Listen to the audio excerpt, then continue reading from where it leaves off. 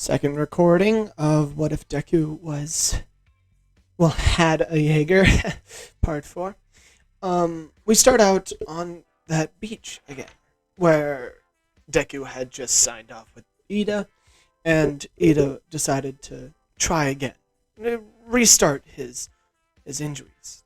You know, his leg injuries did not compare to what, trying it out again, he felt like it wouldn't be worth it.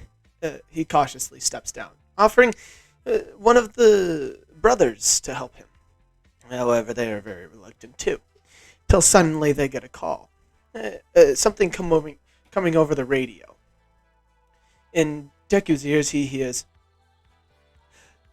"They've taken all for one captive. We need help now! Now!" And then it cuts out. Deku pleads with Ida to come with him. Pleads with him. Ida finally agrees after a little while of them arguing. Deku and him run off, carrying the twins on their shoulders, on the shoulder of the Marina Starlight. Now, them trying out all the new gadgets on the Marina Starlight is very interesting to them. Trying out the shields, the different crab-like appendages of their arms, and how the crushing force is able to go through anything, basically. And also the cannon inside of their hand. The third leg was surely something to get used to, and was quite hard for them to get used to. But since they started flying through to get up to the helicarrier, they've gotten used to it. Back on the airship, it's exactly how you know. All for One has been captured by the League of Villains, actually. Tomura coming over the speakerphone of the whole entire airship, saying, "If you want..." Well, no, hold up.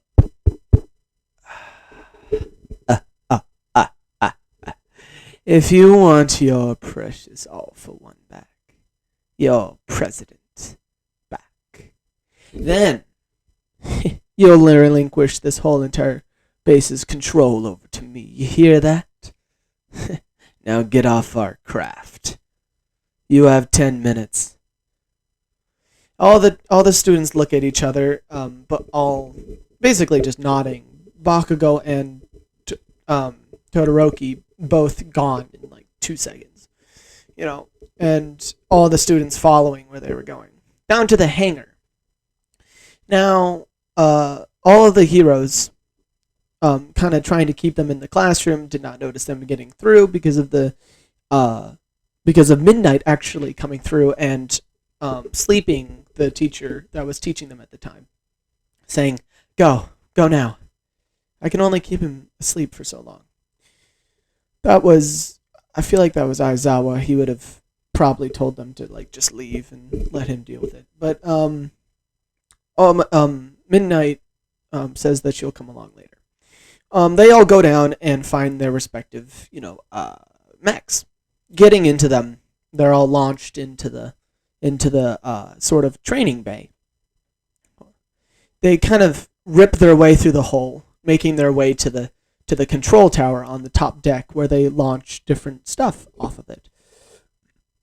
Kind of Todoroki and Bakugo's Flaming Emperor charging in headfirst out of it, flying up and staring down to the control tower where they were holding All for One. Tomura and Kirigiri, seeing this, activated the guns on the ship to shoot him down. He starts running along the deck while the guns start to miss, as he's very, very fast. He runs up to the control tower as the guns start to almost fire at them. But then a shield is activated on the control tower, reflecting him back to the rest of the team, the rest of the kids. As he reports what he just found out about the shields and also the deck cannons, the rest of the team takes this, and Ida starts making a plan for them to get behind the cannons and dismantle them. So as they do that, Bakugo acts as the kind of distraction, flying around and trying to make sure to not get hit, but they're running out of fuel very fast. Until the teachers start to pitch in, turning off all the cannons in the main cannon hub, finally realizing that that's actually Tomura commanding them. Finally, the kids can breathe for a minute until suddenly their mechs shut down. A crowbar can be heard from each of theirs, and cracking it open is the League of Villains. Frickin' Muscle Man. Muscular? Yeah, Muscular. Cracks open the frickin' the Flaming Emperor, saying, "Maybe you'll give me a challenge. Come here!" As he kind of like punches Bakugo through his seat. Frickin' what was his half hot, half cold dude, freaks out and starts to like create ice all around him, which he of course just bursts right through. Bakugo starts fighting him, and with Todoroki as his support, he keeps on cursing at Todoroki to just use his goddamn fire for 2 seconds, because then we could beat him. But Todoroki, of course, as stubborn and as emo as he is, does not comply. Now, that battle rages on the top deck, below the decks, Midnight catches up to them. Mina, that's right. Mina meets up with her, telling her about the what's happening, and Midnight saying that like all of the teachers are behind their back and ready to fight as they can. Just tell them where to go because they're quite confused. Without All For One helping them and telling them what to do, they're quite lost. So Mina reports back with Ida, and Ida tells them to rush the bridge to try to take out Tomura and Shigaraki. However, Shigaraki teleports them all the way back to where they are after they had rushed all the way there. So, while that's going on too, the rest of the villains are kind of like on the bridge, just like running around and trying to like beat up as many people as they can. And then like the rest of the classmates are kind of doing that. There's not many animals, so that guy's kind of useless. So lots of the classmates are almost captured, but fighting off all the villains, Midnight finally makes her way up there, helping them out, defeating most of the villains, and the rest of the teachers finally come to and help out with defeating the vast majority of all the villains. Tomura, seeing this, slams down on his floor, saying, "Bring it out. I don't care what it takes." "Are you sure, sir?" "Yes, I'm sure." "God damn it. This'll be ours in no time." "Shut up, All For One." "You got a beauty right here." "Yes. It'll be ours in no time." So basically, Kirigiri summons the Nomu, who stands there silently as he commands it to jump down. Suddenly, the bridge starts moving itself, putting the Nomu off balance and making it roll to the wall, bashing its head in and knocking it out for a couple seconds.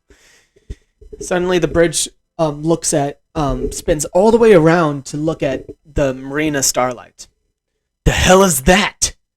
Tomura screams, "Turn it off! Turn it off! It's some of the mechs!" Nothing works, though. As they try to press the off switch on the Marina, it does not work. "Why isn't it working?" "Give back All For One," Deku says, as menacingly as he can try to be. Ida's like, that's good, keep on doing that. Like, "Give him back now," as he shakes the whole entire tower, shaking up the room, scaring them. But Tomura saying, "Just teleport them out of their mech." He's like, "Fine." As he tries to teleport the head of it, he accidentally teleports like machine parts and like a spare generator or some shit into the room, which kind of like breaks it in half, making them fall to the ground of the helicarrier, which is basically all just destroyed, the ground under it. Kirigiri, of course, teleports them to safe land and stops their momentum. Deku crashes down onto the to the floor of the helicarrier, staring down them. Then suddenly gets a punch from the back of his leg, um, putting him down to the ground. As he looks back, he sees the Nomu squawking at him very loudly. Trust me, flexing its muscles and trying to rip off one of his legs. As he tries to like turn around and like try to punch him back, he suddenly gets a punch from Muscular that bashes through his plasma shield. Plasma shield is now broken. Muscular's like, if anybody's gonna fight you, I am. As he looks back, seeing Todoroki defeated. Face bashed in and shit. Not killed, by the way. He wouldn't do that. But yeah, no. Basically, this gets him very mad about one of his friends getting defeated. He starts fighting back against Muscular, but with one of his legs being held down, he can't move around. So he's just going punch for punch with Muscular until the Nomu fully rips off the leg after it took like a few minutes to do that. Them crashing down to the ground now. They open up their port pod, allowing Deku to get out. Instead of getting out, like the Muscular comes down and like knocks on like the front door. He's like, "I'm just gonna rip this open, and you know it. Is it in your stomach? Is it? Ha! That only bought you a minute. I'm coming!" As he just like jumps down to like the stomach area, trying to rip it open. But as he does, there's a gigantic hole in the back of it. He looks over to see the original Scrapper design running straight at him, shooting pellets and everything at him. He tries to grab them out of the air, but he just ends up just straight up growing a bunch of muscles trying to defend against it. All of them dying, however. He has to create more and more and more, trying to stop all of the pellets that were going to basically just knock him out if enough of them hit him. He finally punches through one of his arms. Them going blow for blow now, Deku cannot. Definitely not. But dodging all the way around him, he gets behind him, kicking out one of his legs. "You did it to me, so I might as well do it to you." And then Ida coming in with a reciprocal burst, like a surprise reciprocal burst. Just kicking him straight in the face.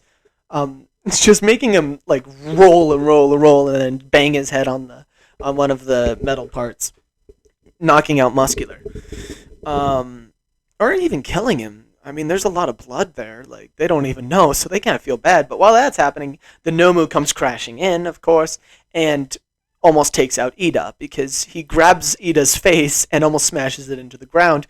But Deku grabs the legs of the Nomu, throwing him back and grabbing Ida out of his hand. Quick thinking there. Thank you. What now? As they get back to the ground. I have zero clue, but all the rest of the villains are defeated now. So all the rest of the heroes are like, yeah, okay, we beat them. And now they're just watching the fight, basically, and they're like, wait, why are we just watching the fight? That's the Nomu. We're supposed to be defeating that guy. So basically, what's his name again? Kirishimi. Tomura basically tells the portal dude to portal everybody out there. And he's like, but we have him. He's like, him too. As they turn around, they portal everybody out there, and all it is the portal dude standing there. As he looks behind him, he sees All For One standing, brutalized after they had captured him. He had incurred his wrath. Portal dude says, "You won't stop them. You won't stop any of them, no matter how many of you there are. We will rip and kill. We are the kaiju." He suddenly teleports out of there before All For One could do anything. So yeah, that's the end of the kind of USJ kind of thing. All For One is quite refreshed and happy about that outcome, but he does scold um, Deku and Ida for, kind of picking apart his ship by picking up the bridge, but he's happy he survived that anyways. So to reward them, he gives them little medals and stuff, and the rest of his classmates for kind of bravery and stuff. But also scolds them for putting themselves in danger, as a principal and uh, as a military kind of guy, right? So basically, they continue their training, and this is when the little sports festival comes along. Now, this one's interesting because Deku actually, I don't think he does well in this, does he? No, I think he does well. So basically, yeah, they get up for their sports festival and stuff, and they're all getting ready, and throughout the weeks of studying, did I say 3 days? I said 3 days, didn't I? Okay, shit. Well, the kaiju attack happens. One of the kaiju attacks happens. They regularly spend their days practicing. So they of course take them on as a group. This time their gigantic explosionary punches actually come through. Instead of being just turned off with a button. They're able to actually take down the kaiju. And yeah, that's like one of the that happens over the little stretch of time. Actually, you know what? I think I'm just gonna quit it out here. Thank you so much for watching. This has been What If Studier, and sorry for the bad audio. See ya.